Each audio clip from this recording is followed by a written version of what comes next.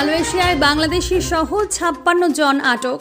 অনৈতিক কার্যকলাপে জড়িত থাকার দায়ে বাংলাদেশি সহ ৫৬ জন বিদেশিকে আটক করেছে মালয়েশিয়ান ইমিগ্রেশন পুলিশ। রোববার ১৪ জুলাই ইমিগ্রেশনের মহাপরিচালক দাতুক রুসলিন জুসো এক বিবৃতিতে বলেছেন, অভিযানের স্থানটি ছিল একটি দোতলা দোকান এবং শহরের কেন্দ্রস্থলের মাঝখানে অবস্থিত কিছু পার্লার।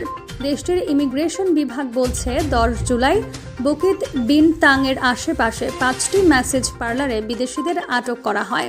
পাসপোর্ট ছাড়াই পর্যটন হটস্পটে ম্যাসেজ পার্লার পরিষেবার আড়ালে লুকিয়ে অনৈতিক কার্যকলাপ চলে আসছিল বলে জানা যায়।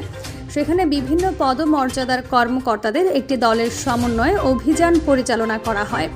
রুসলিন আরও বলেন, অভিযানে বিদেশি ২০ জন পুরুষ এবং ৪১ জন মহিলা এবং ৩০ জন স্থানীয় নাগরিক সহ মোট ৯১ জন ব্যক্তির কাগজপত্র পরীক্ষা করা হয়।